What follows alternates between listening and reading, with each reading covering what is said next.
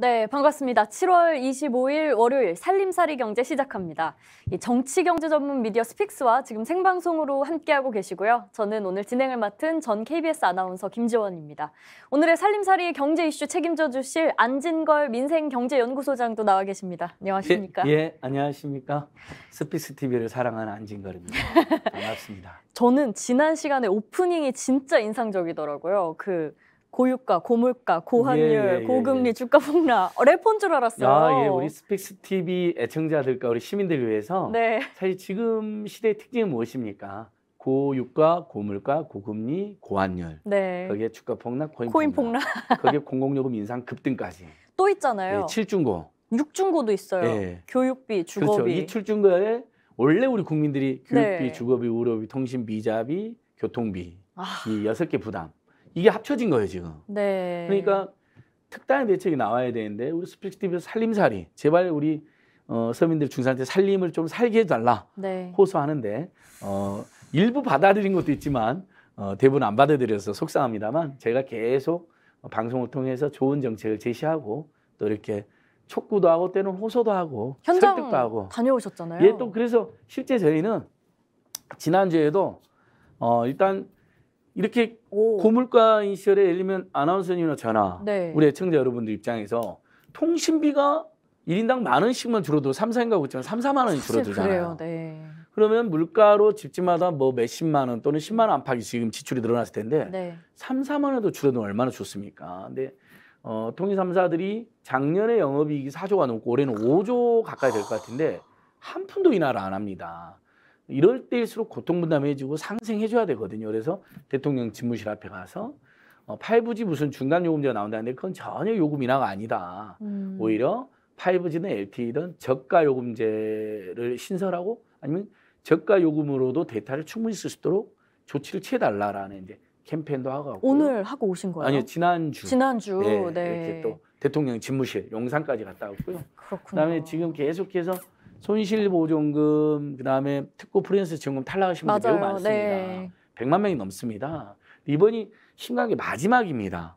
앞으로 지원금이 또 나오면 그때 받으면 되는데 이번이 마지막이기 때문에 그리고 금액이 특고 프리랜서도 200만 원, 버스기사, 택시 사람들도 300만 원, 그다음에 일반 자영업자는 600만 원 플러스 알파이기 때문에 금액도 크잖아요. 그래서 억울하게 탈락한 분들 앞에 또 집무실도 갔다 오고 뭐 여기저기 방송 나가면 방송에서 피켓팅을 하는 뭘 많이 준비하셨어요. 뭐 이제 이게 다 중소상공인들이 주신 거예요. 그래서 제가 그분들 위해서 직접. 근데 이분들이 애가 타니까 청와대 청원이라고 그러고 싶은데 청와대 청원이 또 전격적으로 없어졌어요. 네, 이제 창구가 많이 줄었어요. 어디 올릴 데가 없는 거. 그러니까 저희들한테 엄청 찾아오세요. 그래서 말 바꾸기로 사각지대 몰아놓고 베트말의 책임자라. 왜냐면 500만 명한테 1,000만 원 준다는 공약이 유명한 공약이었잖아요. 윤석열 대통령님의 1호 공약이었거든요. 그게 지금 폐기되니까 국민들이 굉장히 속상해한다. 우리 스픽스 TV에서는 어쨌든 부당한 요구를 저희가 관철시킬 생각은 없습니다. 하지만 서민 중산층, 중소기업, 중소상공인들의 정당한 요구 또 억울함이 있으면 제가 그게 다 국민의 살림살이하고 직결되어 있는 문제이기 때문에 열심히 방송하고 캠페인 해보도록 하겠습니다. 감사합니다. 정말 뭐 하나 수월하게 지금 주어지는 게 없는 상황입니다. 사실 이제 이렇게 경제 위기에 좀 불씨를 지피는 요소들이 모여서 또 이렇게 크게 큰 불이 될 수 있는 거거든요. 이걸 좀 빠르게 잡으려는 노력들이 수반이 돼야 될 텐데요. 오늘은 일단 우리 살림살이 경제 먼저 어제 공개된 그 자영업자와 소상공인에 대한 그 금융 지원 방안 있지 않습니까? 그것부터 좀 살펴보도록 하겠습니다. 뭐 지금 중소기업, 중소상공인들 입장에서는 사실 거의 망했거나 망하기 일보 직전인 분이거나 아니면 이제 코로나 조금 물론 다시 지금 재창굴 국면이지만 포스트 코로나 국면에서 조금 살림이 그러니까 사업이 나아지고 있는데 운전 자금이 없어가지고 고생하는 분들이 많습니다. 이제 보통 이걸 소상공인, 소기업, 중소기업 전문 용어로 우리 국민들의 피가 돌아야 되잖아요. 사람 동맥경화가 걸리면 사람이 죽죠. 중소기업 중소상공인들은 돈맥경화라는 전문용어를 씁니다. 막혔다. 혈관이 돈의 혈관이 막혀 있다. 이럴 때는 정말 금융기관이나 정부가 지자체가 도와줘야 됩니다. 네, 금융위원회가 그래서 이제 발표를 했어요. 어제 24일자로 지금 코로나19로 피해를 본 자영업자 소상공인에 대한 맞춤형 정책자금 지원 방안을 공개를 했습니다. 뭐 일단 금액은 적지 않아요. 2년간 총 41조 원, 꽤 큰 규모로 지원을 하겠다라고 얘기는 했거든요. 맞습니다. 자세한 사항을 좀 살펴볼까요? 그래서 우리 실제 코로나19로 우리 개인 사업자들, 그러니까 장업자들의 대출이 2019년 말에 692조였는데 작년 말에 무려 916조. 아마 지금도 계속 대출을 받고 있기 때문에 1000조 가까이 되는 거예요. 그러니까 가계부채 1900조에 개인 사업자, 장업자 대출이 1000조 가까운 시에 된 겁니다. 그래서 금리가 근데 오르고 있기 때문에 문제가 되잖아요. 그래서 원칙적으로 저희는 금리 인상이 불가피하다 하더라도 고물가를 잡기 위해서, 하지만 기존에 코로나 때문에 돈을 빌린 중소기업, 중소상공인, 그다음에 서민 중산층 주담대 대출이나 전세금 대출 금리는 올리면 안 되고 오히려 낮춰줘야 된다. 은행들이 작년에 46조, 올해 50조가 넘는 이자 이익을 거둘 전망되고 있는데, 그런 그 주장하는 와중에 어쨌든 기업은행하고 신용보증기금을 통해서 맞춤형 자금 전제 41.2조인데요. 그중에서 뭐 유동성 공급에 10.5조, 경쟁력 강화에 29.7조, 재기 지원에 1조 원 정도를 쓴다고 합니다. 그래서 이제 보면 대출로 한 26조, 보증은 15.2조로 이렇게 나눠져 있습니다. 그러니까 지금 중소기업이나 중소상공인 한 분들 지금 운전자금이나 생계 그 사업 자금이 너무 어려운 분들은 반드시 지금 이제 중소기업 중기은행하고 그다음에 신용보증기금을 통해서 이 지원 프로그램이 나와 있기 때문에 빠짐없이 이런 프로그램을 이용해서 일단 돈맥 경화는 벗어나야 될 거 아닙니까? 그럼요. 일단 살고 사업체를 살려놓고 그다음에 이제 분명히 이제 포스트 코로나 지금 국면이기 때문에 지금 물론 인플레이션으로 경기가 지금 둔화되고 있긴 하지만 코로나로 인한 경기 침체는 극복될 전망이거든요. 그래서, 맞습니다. 그래서 아무래도 이제 코로나 사태 직후에는 좀 당장의 위기 극복을 위한 뭐 그런 긴급 유동성을 공급해주는 차원이었다면 이제 이거는 좀 일시적인 지원보다는 또 비중도 경쟁력 강화 뭐 이런 데다 가장 많이 투입을 맞습니다. 하지 않습니까? 이제 제공되는 부분이 좀 사업 재기. 맞습니다. 그러니까 너무 지금 당장 망할 위기다. 그러면 사실 몇 천만 원 매덕도 시급하잖아요. 그분들의 유동성을 공급해 주는 거고요. 근데 이제 그동안 코로나19 기간에 침체를 겪고 이제 사업이 더 잘 되려고 한다, 더 잘해보려고 하는 분들에게는 경쟁력 강화로 29.7조. 이게 거기마다도 대출하고 보증이 따로 있습니다. 아까 말한 41.2조 중에 유동성 공급이 10.5조인데 그중에 대출이 7.2조, 보증이 3.3조. 대출은 중기가, 보증은 신용보증기금이 하는 겁니다. 그다음에 경쟁력 강화 29.7조면 대출은 18.3조, 그중에 보증이 11.4조.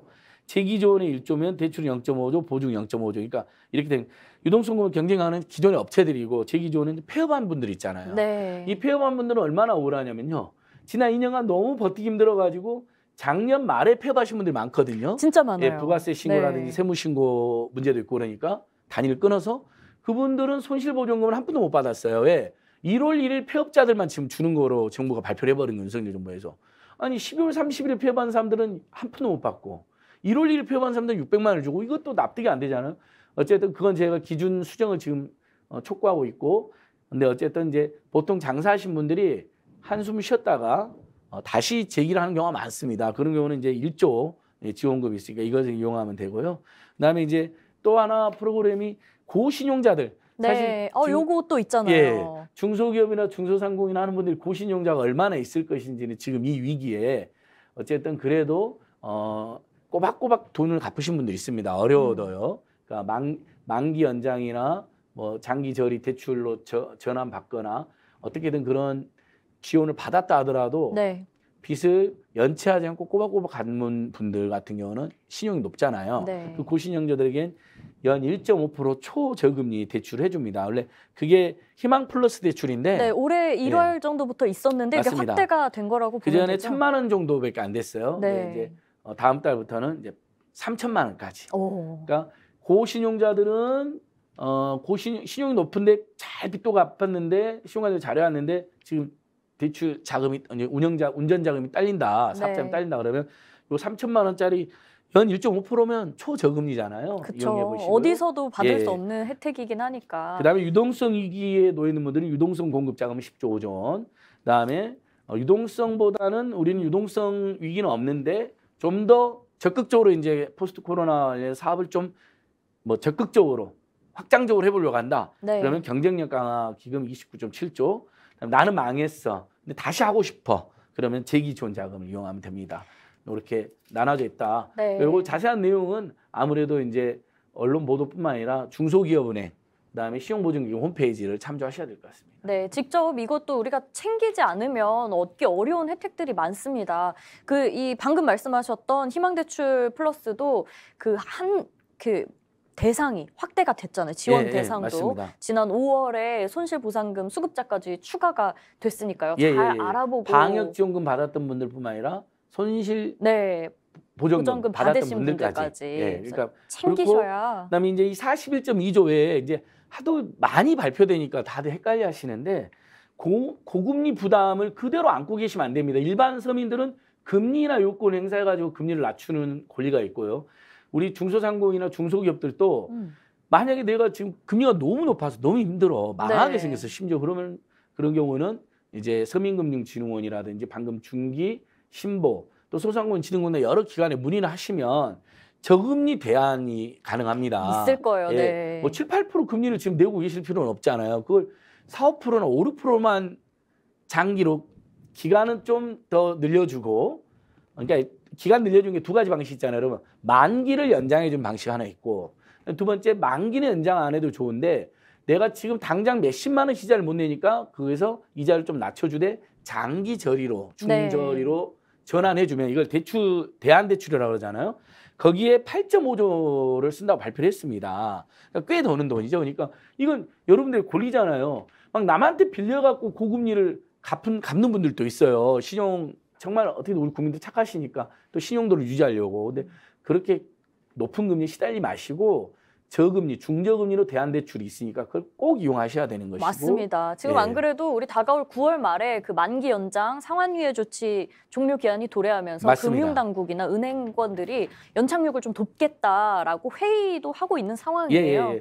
지금 이제 금융위원장 김주현 금융위원장이 취임하자마자 뭐 만기 연장 중소기업 중상공인들이랑 만기 연장 바람직하지 않다 해서 난리가 났죠.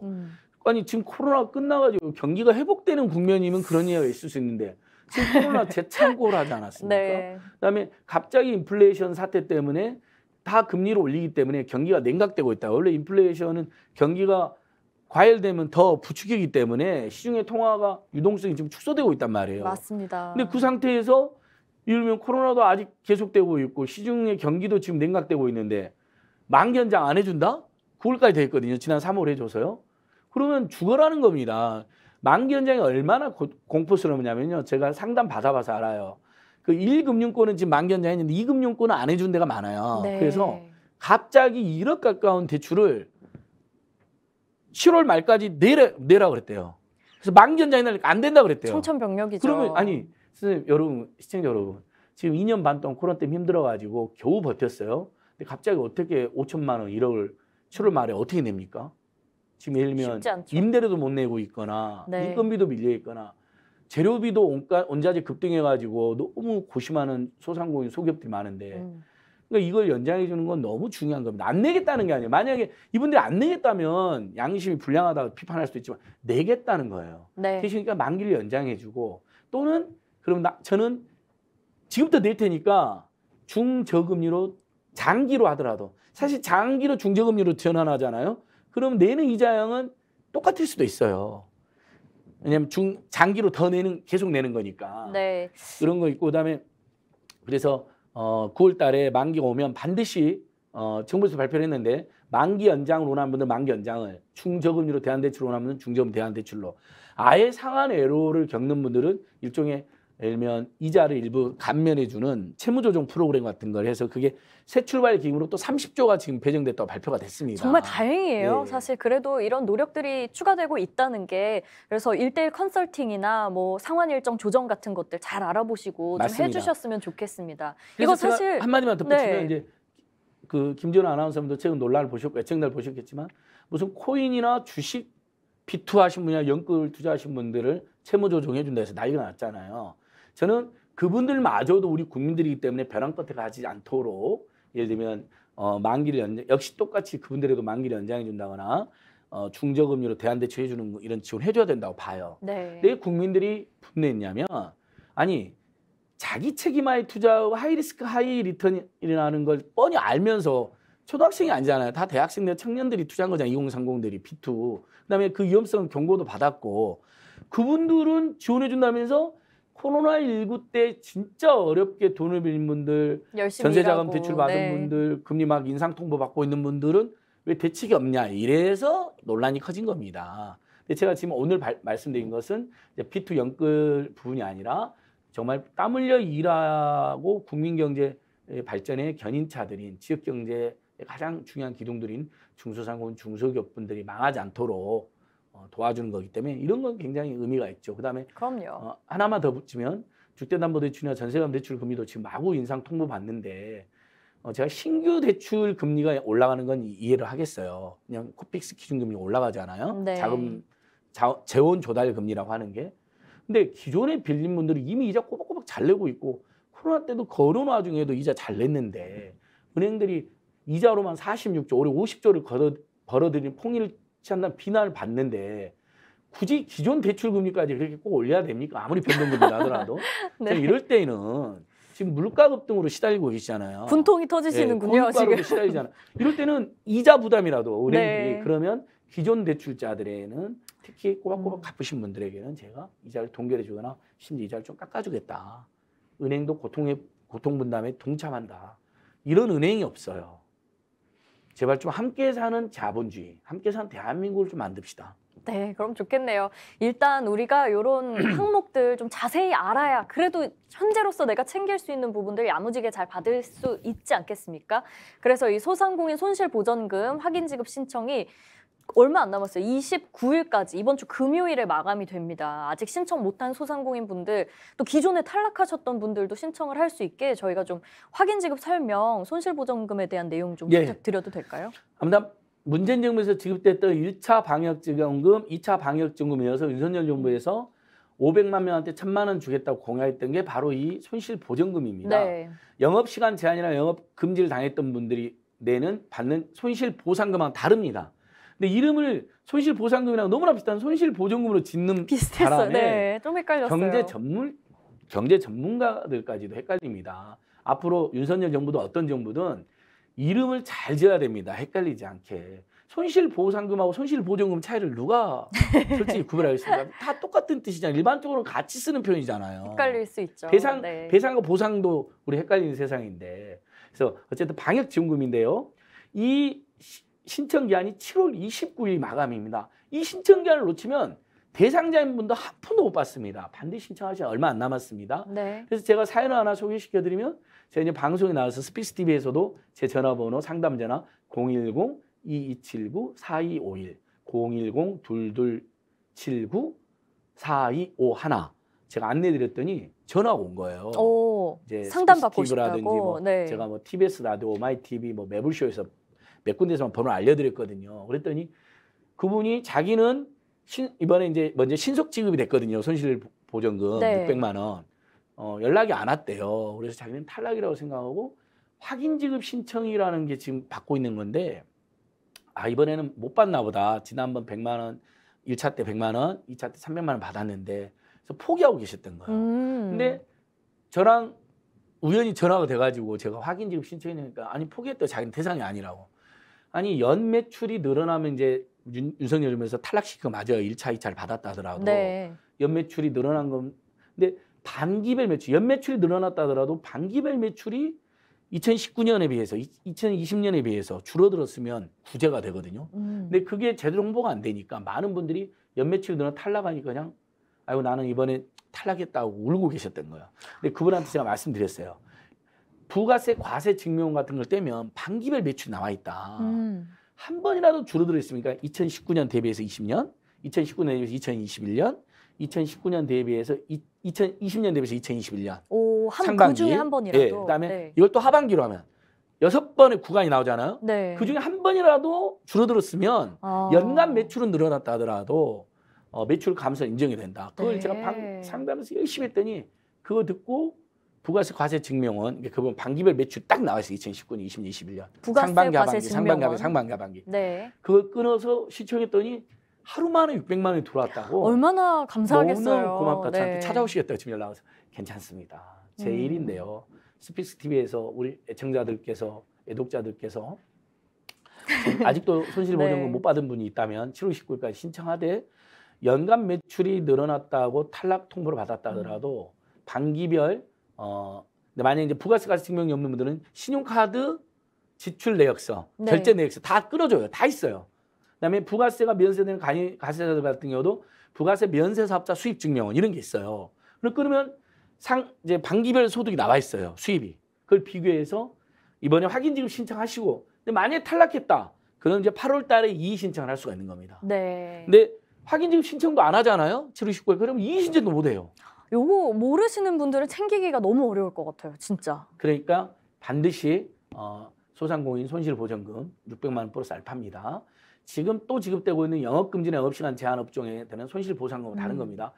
어떤 분들은 손실보상금 홈페이지 가가지고 내가 손실보전금 대상이 아니네라고 좌절하신 분이 있고요. 어떤 분은 손실보전금 받았잖아요 이번에. 그러니까 손실보상금을 신청 안 하는 분이 있어요. 헷갈려서. 손실보전금과 손실보상금은 다르다. 명확히 다릅니다. 명확히 다르다. 영업금지나 영업시간 제한이나 시설 제한이나 인원 제한이 나있던 분들은 손실보상금도 받고 손실보전금도 받는 겁니다.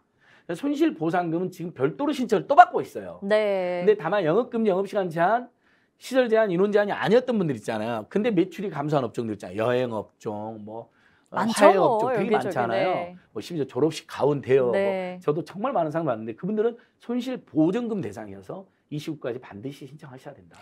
네, 이렇게 우리 알짜 정보들 좀 모아봤습니다. 우리 두 번째 주제로 바로 이어서 우리 살림살이에 도움이 될 수 있는 경제 이야기 더 이어볼까 하는데요. 정부가 지금 기업과 서민 중산층 세부담 완화에 초점을 둔 2022년 세제 개편안을 발표를 했습니다. 여기 핵심이 감세인데요.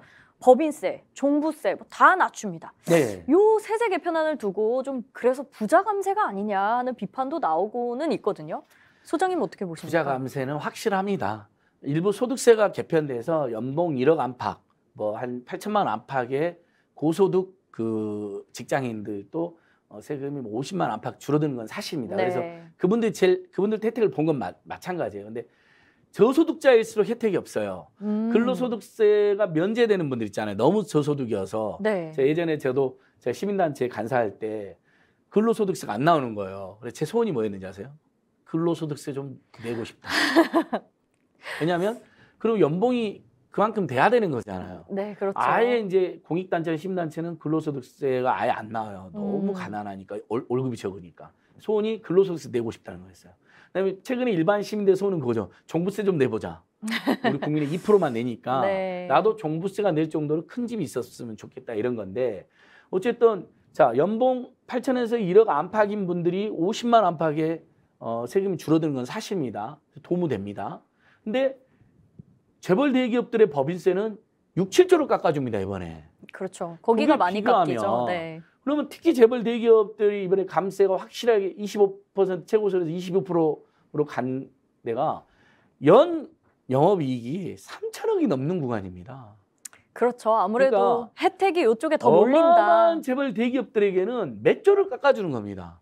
지금 우리 국민들이 그걸 묻는 겁니다. 아니 법인세가 예를 들면 인두세여가지고 기업들한테 무조건 재벌들한테 무조건 부과하는 게 아니라 영업이익, 인건비, 그다음에 매출 비용 모두 다 제하고 이익에 대해서만 부과하는 건데 몇 조를 버는 사람들이 있어요. 방송, 금융, 통신, 온라인 매출 코로나19 때문에 돈 더 벌었어요. 그 사람들한테 세금 더 내야 되는 거 아니야.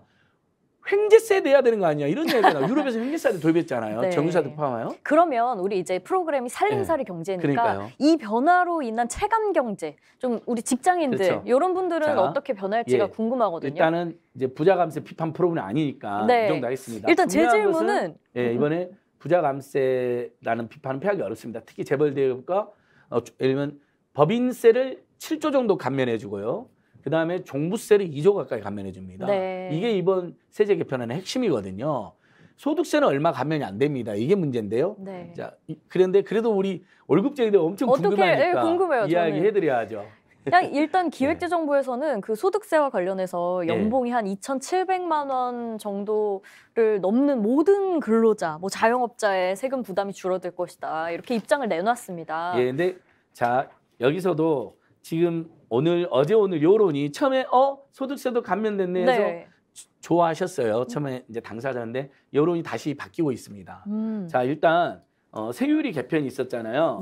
자, 과세 표준이 그전에는 이제 근로소득세 1,200만 원까지가 세율이 6%였어요. 근데 그래서 과세 표준이 여러분 연봉을 의미하는 게 아닙니다. 뭐 제가 소득이 있으면 근로소득이 있으면 각종 공제를 하잖아요. 뭐 인적 공제, 뭐 자녀 공제, 부모님 모시고 살면 뭐 부양 공제도 있고, 뭐 저 같은 경우는 기부금 많이 하니까 기부금 소득 공제도 있고, 아예 세액 공제 해주는 경우도 있죠. 정치자금 내면 10만 원 아예 세금에서 빼줘버리잖아요. 이런 경우도 있어서 과세 표준이 1,200만 원이면 한 연봉 3,000만 원 정도라고 생각하시면 돼요. 다 공제해주고 세율이 6%였어요. 1,200만 원에 4,600만 원 과세 표준 세율이 15%였고 4,600만 원, 8,000만 원 24%고 이렇게 해서 구간이 8개 구간이 있어요. 10억 이상 되는 정말 어마어마한 슈퍼리치 소득자들은 45%예요. 이게 이전의 과세 표준이죠.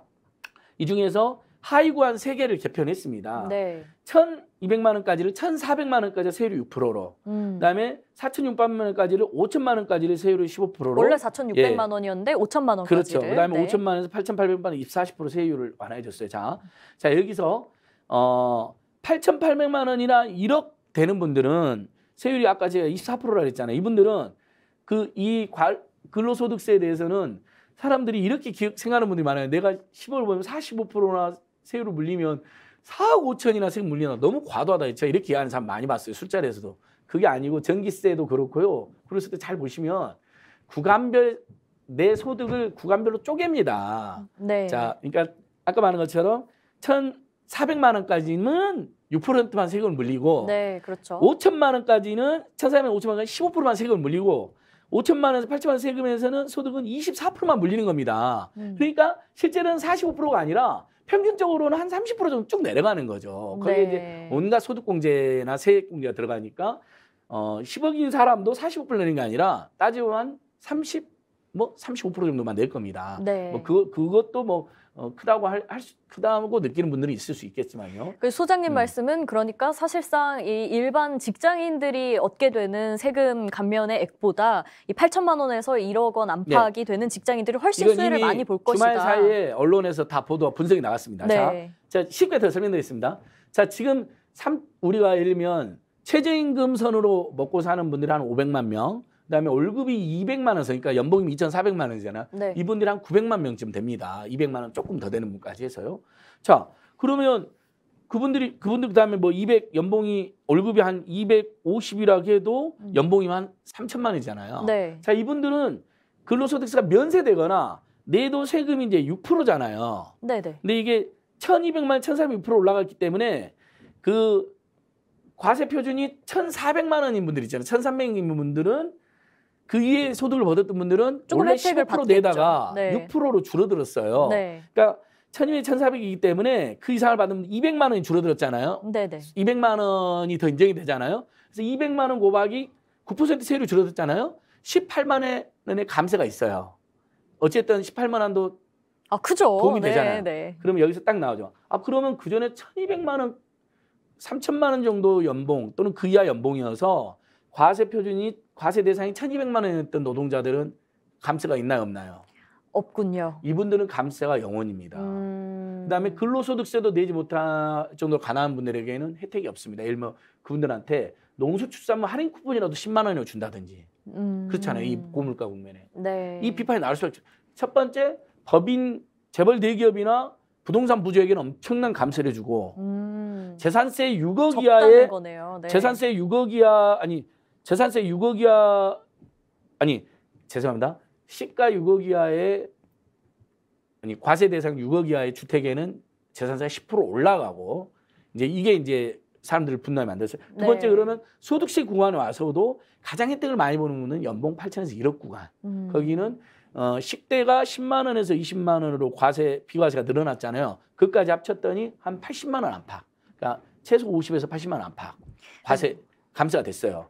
그분들에게는 제가 응원 드려요. 왜냐하면 예를 들면 연봉 8천이나 1억이 엄청난 부자는 아니거든요. 우리 주변에 보면 그 정도 연봉 받고 다니는 분들 꽤 있어요. 뭐 대기업이라든지 IT 기업 같은 경우는. 네. 그래도 상대적으로 우리보다 형편이 나은 분들이 많지만 근데 그분들도 지금 고물가, 고유가, 고금리 뭐 주가폭 내는 거 시달리니까 50만, 80만 원 받은 건 저는 그건 긍정. 근데 더 힘든 분들은 누굽니까?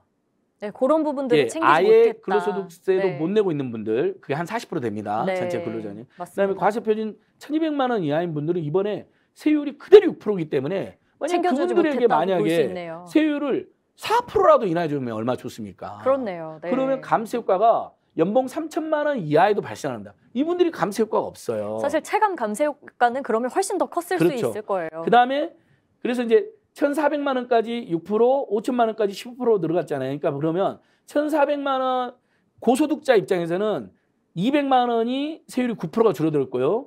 그다음에 4,600만 원에서 5천만 원 15% 떨어졌잖아요. 24%에서. 그럼 여기서 400만 원이 또 9%가 또 세율이 줄어들었어요. 이것까지 네. 합쳐지는 거예요. 이분들에게는. 그러니까 그분들이 감세가 최소 50만 원. 그다음에 다시 한번 말씀드리는데 식비가 원래 비과세가 10만 원이었는데 올 20만 원 늘어났어요. 그러면 네. 그것도 역시 한 연으로 치면 240만 원 비과세가 되잖아요. 네, 요것도 진짜 얘기를 한번 하고 싶었는데 아예 식비에 대한 얘기를 조금 해볼게요. 이번에 식비 비과세가 20만 원으로 10만 원에서 20만 원으로 늘어났는데 요게 직장인들이 체감할 때는 어느 정도라고 볼 수 있는 건지. 제가 방금 그 과세 표준이 1,200만 원에서 1,400만 원으로 네. 올라가서 세율 최저세율 6%, 그 200만 원 그 이상 벗는 분 중에서는 그 200만 원이 그전에는 1,200만 원까지 6%를 하다가 200만 원 포함해서 1,400만 원 6%로 적용된다 했잖아요. 계단식으로 하니까. 네. 그게 18만 원이라고 말씀드렸잖아요. 고개 식비에 200 곱하기 대한 0.9%가 줄어들었으니까. 네. 똑같이 자, 올 10대 20만 원이면 그걸 똑같이 하면 1년으로 치면 240이잖아요. 네. 그러니까 그 정도 세금이 줄어드는 거죠. 한 18만 원에서 20만 원 정도. 굉장히 그러니까 꽤 큰데요? 저기 과세 표준 1,200만 원 이하인 분들 세율 감소 없었다 그랬잖아요. 네. 그분들 굉장히 서운한데 다만 그분들도 요거는 받게 그렇죠. 된다는. 식비는 이제 10만 원에서 올 10만 원이 아니라 20만 원이 간주가 되기 때문에 네. 예를 들면 과세 표준 금액이 조금 줄어드는 거죠. 과세 대상 금액이. 그래서 식비 제가 윤석열 정부가 고물가, 고금리, 고환율, 고금리 대책이 없고 첫 번째 대책이 무대책이고 두 번째 대책이 속수무책이다. 이거 말이 안 된다고 제가 비판하고 네. 그럼 세 번째 대책이 공공요금 인상 급등이냐. 말이 안 된다고 지적했어요. 그다음에 농수출산 할인 쿠폰도 너무 미약하고 그다음에 방송, 금융, 통신비용 줄어지도 않고 제가 맹비난했잖아요. 근데 어쨌든 식대 비과세 한도 10만 원에서 20만 원은 그래도 도움은 되는 정책입니다. 근데 전체적으로 다만 그걸 포함한다 하더라도 어쨌든 연봉 8천만 원에서 1,000만 원에 우리 주변에 그래도 큰 대기업이나 어느 정도 잘 나가는 IT 기업이 유지가 나가는 된다 하는 분들만 분들. 네. 50에서 80만 원을 많은 금액을 감면받고 있다. 그러니까 이런 거죠. 재벌 대기업에게는 몇 천억씩, 뭐 몇백억씩, 몇 천씩 깎아주고 종부세도 몇백만 원씩 깎아주고 부자들에게. 그다음에 고액 연봉자들에게 50, 80만 원 깎아주고 상대적으로 중산층, 서민층 네. 월급 생활자로 올수록 감면 금액이 작습니다. 작아진다. 네. 그리고 아예 과세 표준이 1,200만 원 이하에 대해서는 감세가 없습니다. 그 세율도 3%나 4% 낮춰줬어야죠. 그런 부분이 있네요. 더욱이 이분들이 더 억울한 건 그동안 우리는 예를 들면 연봉이 우리가 3천만 원이라고 쳐요. 네. 물가는 엄청 올랐죠. 저 많이 그러니까 올랐죠. 사실은 실질 임금은 만약에 임금이 안 오른 상태로 있었다면 실질 임금은 감소된 상태에 있는데 세금은 똑같이 냈잖아요. 근데 물가는 올라 있잖아요. 그렇죠. 그러면 우리 근로소득자 입장에서는 내가 연봉 3천만 원으로 고정돼 있었다. 실제 연봉이 고정돼 있는 분들도 있어요. 업종 특성상. 뭐 회사가 어려워가지고 아예 임금 인상이 몇 년간 네. 없는 업종도 있잖아요. 이분 입장에서는 물가가 올라가기 때문에 사실은 세금으로 더 많이 뜯기는 꼴이 되는 겁니다. 가만히만 있어도 내 임금이 감소되는 거죠. 그냥 물가가 올라가니까. 그렇다면 물가 인상분만큼 사실은 세율을 줄어들어야 되는 거예요. 그래야 네. 소득 수준이 올 소득 생활 수준이 유지가 되잖아요. 아무래도 그리고 이렇게 말씀하셨듯이 법인세나 이런 것들이 확 줄어들고 나면 약간 정부 재정의 여력을 좀 약화시키는 게 아닌가. 앞으로 그게 또 서민들한테 피해로 닿오진 않을까. 이런 걱정도 맞습니다. 있거든요. 당장 제가 그 이야기를 해볼게요. 자, 윤석열 정부가 문재인 정부가 돈을 펑펑 썼다고 사실 OECD 국가에서 가장 국가 재정이 건전한 편인데도 그러게 맹비난했어요. 돈을 펑펑 써서 곳간이 비었대요. 네. 그럼 이제 이건 저희들이 무슨 정치적 이념으로 이야기하는 게 아니잖아요. 상식선에서 이야기해요. 여러분 나라 곳간이 비었다고 난리를 피운다면 나라 국간을 채울 생각을 해야겠죠, 여러분. 그럼 당연히 많이 버는 부동산 부자분들이나 엄청나게 코로나 국면에 오히려 영업이익을 늘려서 다른 나라가 또 횡재세까지 대상이 되고 있는 오죽하 뭐 횡재세란 말이 나오겠어요. 네. 그런 분들에게는 당연히 세금을 더 거다란 말은 안 하겠어요. 그대로라도 거두면 그게 세수에 큰 도움이 되잖아요. 나라 국간 채는 도움이. 근데 나라 국간이 비었대요. 곧 망할지도 모른다고 막 겁을 줘요. 그래서 가계부채는 1900조나 되는데 거기에 대해서는 돈도 복지도 안 내고 민생대책도 미약해요. 그래놓고는 갑자기 재벌 대기업에게는 6, 7조, 종부세는 2조. 그래서 무려 2년 동안만 지금 14조, 13, 14조를 감세하겠다는 거예요. 그러면 국민들 생각에 아니 나라 국간 비어서 망한다면서요. 왜 근데 재벌 대기업한테만 특혜를 주죠? 부동산 특혜를 주죠? 그다음에 그렇게 줄어들면 돈이 없다고 난리 폈으니까 아 그럼 우리 서민 중산층, 빈민층에 쓰는 돈 줄이겠구나. 큰일 났네. 아 그러면 서민 증세 할지도 모르겠네. 지금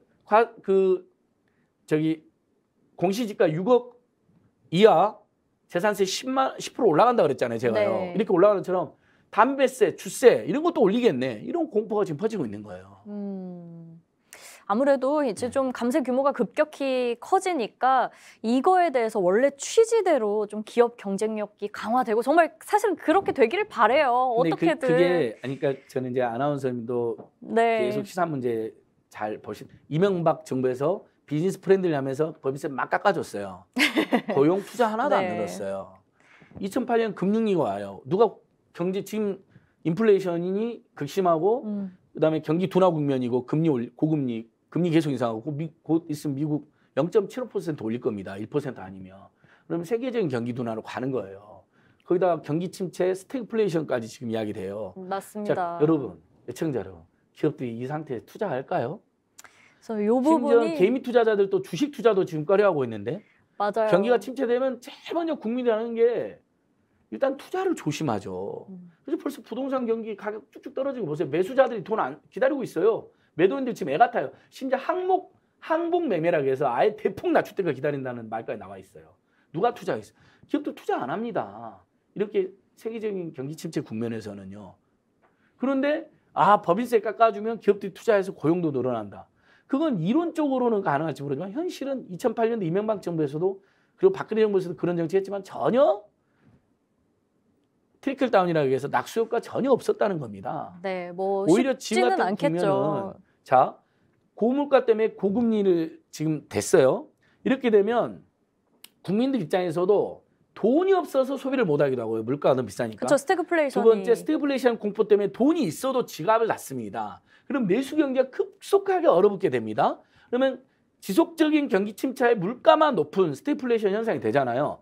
그러면 오히려 정부가 재벌 대기업이나 부동산 부자한테는 세금을 그대로 걷었어요. 많이 걷으란 말은 더 많이 걷은 말이 아니에요. 있는 세금 그대로 걷어서 그걸로 서민 중산층들에게 만약 민생대책 아까 말한 것처럼 저기 지금 우리 배경에 나오는 저 엄청난 지금 농축산물 급등 있는데 네. 저걸 할인 쿠폰을 대대로 발행하지 않아요? 그럼 시중에 돈은 안 풀리면서도 서민들 중산층이 가게나 저기 마트나 정통시장 갔을 때 저거 사는 비용이 줄어들잖아요. 할인 쿠폰이 3,000원, 4,000원 붙어 있으면. 네. 그다음에 대중교통비를 확 깎아준다. 독일처럼 그러면 교통비 부담이 확 줄어들어서 인플레라는 고통을 줄어들게 되고 그 고통이 줄어들 만큼 내수에 돈을 쓰게 되니까 경기 침체를 극복할 수가 있게 되는 겁니다. 근데 지금처럼 서민 중산층이 오히려 증세를 하거나 지원을 안 해준다. 그러면 내수가 완전히 얼어붙게 됩니다. 네, 아무쪼록 이제 아주 잘못 가는 겁니다. 이 2022 세제 개편은 고민을 많이 하고 어쨌든 내보낸 걸 테니까 이거에 대해서 좀 중산층의 세부담 경감 원래 취지가 조금이라도 실현되게 좀 다른 후속 대책들이 같이 나왔으면 좋겠는 바람입니다. 예, 아나운서 그래서 방법이 있습니다.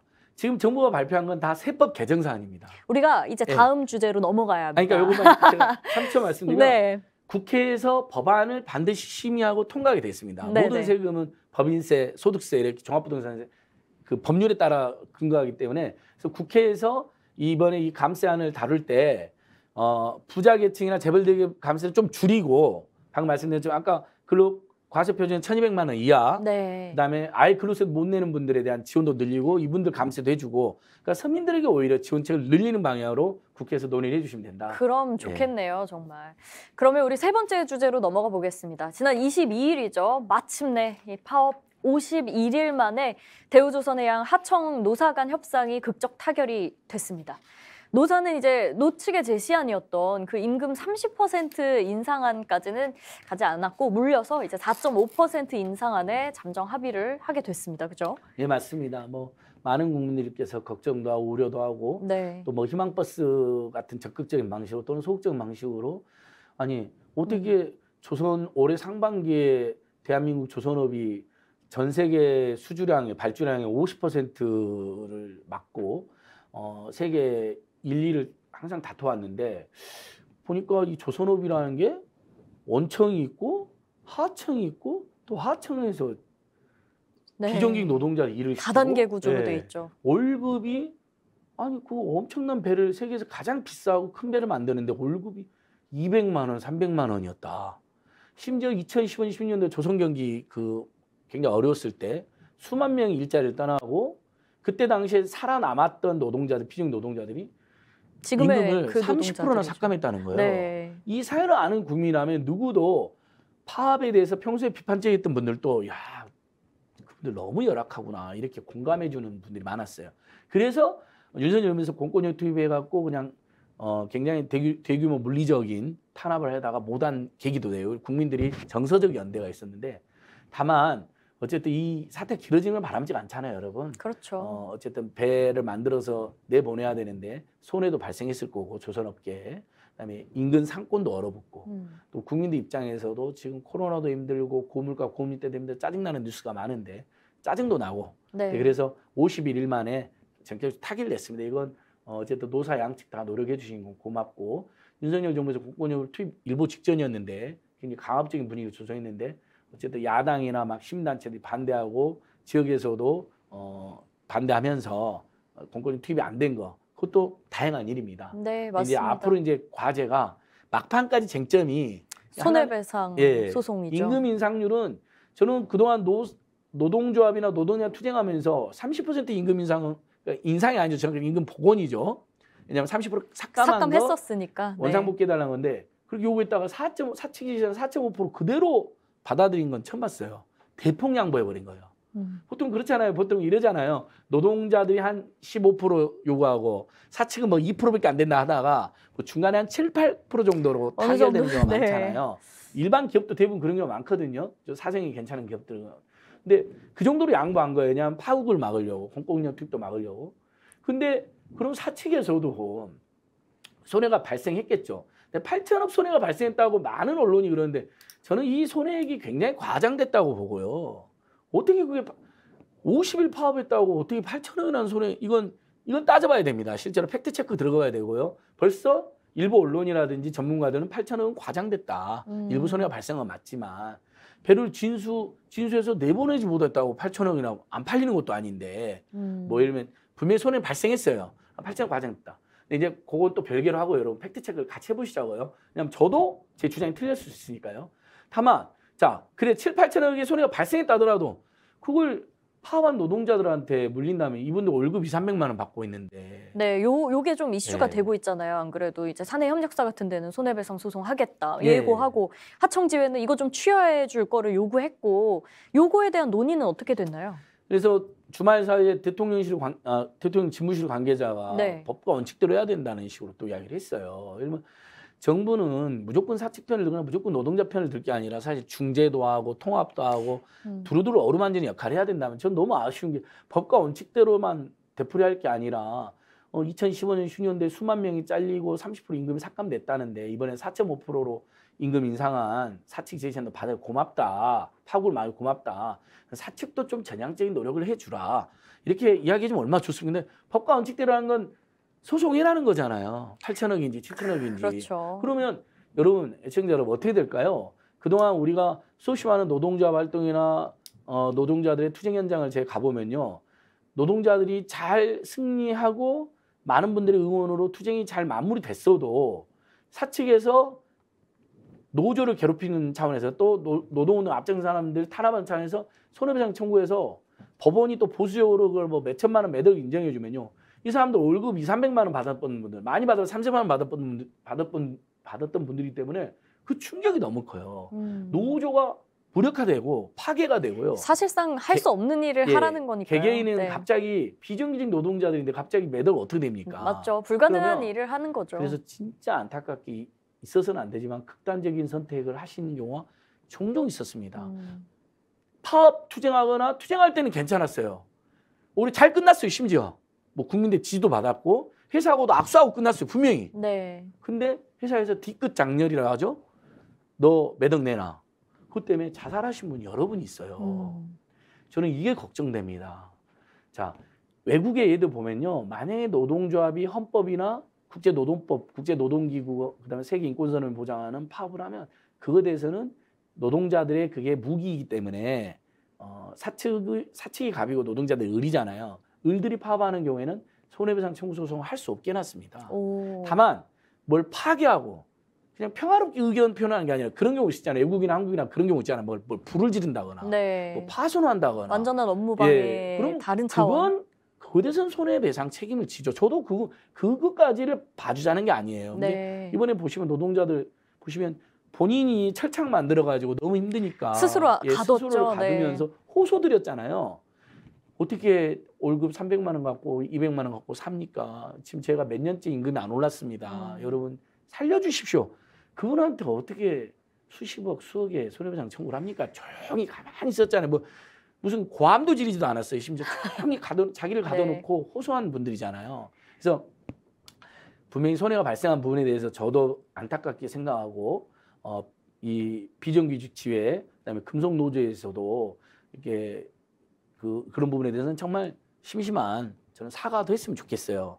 다만 그래도 어쨌든 온 국민이 걱정 우려하는 속에서 어쨌든 50일 만에 잘 타결됐잖아요. 그 점은 그나마 다행입니다. 네. 손해배상 청구는 이번에는 좀 노동자들도 통 크게 4.5% 임금 인상을 받아들였으니까 진짜 안 하셨으면 하는 간절한 바람을 이야기 드려봅니다. 네, 이번 사태를 두고 그래서인지 정말 뭐 하청, 노사 양측 모두 승자가 없다, 패자만 남았다 이런 평가 많이들 하고 있습니다.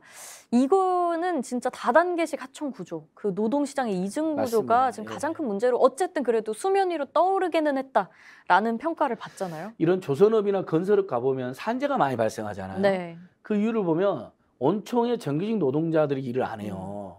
있어요. 그분들도요. 물론 그분들도 고생 많이 하시지만 뭐 하청을 줍니다. 네. 그러면 중견기업이나 중소기업 하청을 맡아요. 그 사람들은 중간에 이제 자기들 이익을 떼가요. 그다음에 심지어 재하청을 주는 경우도 있어요. 맞아요. 아니면 비정규직 노동자한테 가요. 건설 일용직 노동자나. 그러니까 중간에 엄청나게 이윤을 떼갔으니까 또 떼가는 돈이 있으니까 최소 금액이 투입이 되는 거예요. 받을 게 없는 거죠, 그러면 노동자는. 당연히 이분들이 제대로 월급을 못 받을 뿐만 아니라 금액을 아끼기 위해서 부실 시공을 한다거나 아니면 과속 시공을 하게 됩니다.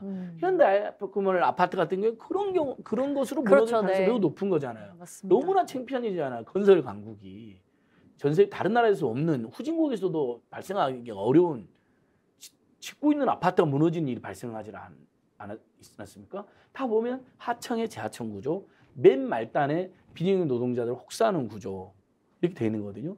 조선업도 보면 산재가 매우 많이 발생합니다. 네. 당연히 3D 작업은 비정규직 노동자들이 들어갑니다. 당연히 근데 그분들이 정규직 노조처럼 온청의 정규직 노동자들처럼 보호를 많이 못 받습니다. 산재 예방 조치도 제대로 안 돼요. 그다음에 빠른 시간 안에 많은 일을 해라 그래요. 여러분 급하게 일하고 과로하면 어떻게 됩니까? 그런데 산재 예방 조치도 없으면 산재가 나는 거죠. 그러니까 이참에 많은 국민들이 알게 됐어요. 야, 세계 최고의 조선업인데 노동 고용 구조는 세계 최악이다. 온청에서 직접 고용을 하거나 이게 하청업체가 바뀌잖아요. 그러면 그 하청업체에 있던 몇백 명, 몇천 명 인원과 상관없어요. 전원이 실업자가 돼요. 맞습니다. 얼마나 불안합니까? 그럼 배 만드는 일에 신나게 일을 하겠습니까? 장인정신 발휘되겠습니까? 마지못해 하는 사람이 있을 수도 있죠. 그러니까 직접 고용을 하거나 직접 고용이 어렵다면 자, 하청 구조를 유지한다 하더라도 산재 예방이나 처우 개선에 대해서는 또 고용 승계에 대해서는 원청, 대기업, 하청, 그다음에 하청 노동자 이 3자가 계속 머리를 맞대고 처우 개선, 산재 예방, 그다음에 더 멋있고 더 튼튼한 배를 어떻게 만들 것인가. 네. 이런 구조만. 우리 노동자들이 요구만 하는 게 아닙니다. 세계 최고의 배를 가장 멋지고 튼튼한 배를 만들겠다는 각오도 있는 거거든요. 좀 그런 노동자들의 의지를 복도도 주고 맞습니다. 그래서 더 노사가 더 상세가 발전하는 방법이 있습니다. 분명히. 그런 길로 가자는 거죠. 네, 이렇게 수면 위로 오른 만큼 이 이슈가 그냥 덮이지 않고 좀 대책 마련에 도움이 되는 그런 계기가 됐으면 좋겠네요. 오늘 방송은 여기까지입니다. 저희 다음 주에도 살림에 도움되는 소식 가득 들고 12시 20분에 돌아오겠습니다. 시청해주신 여러분 고맙습니다. 감사합니다.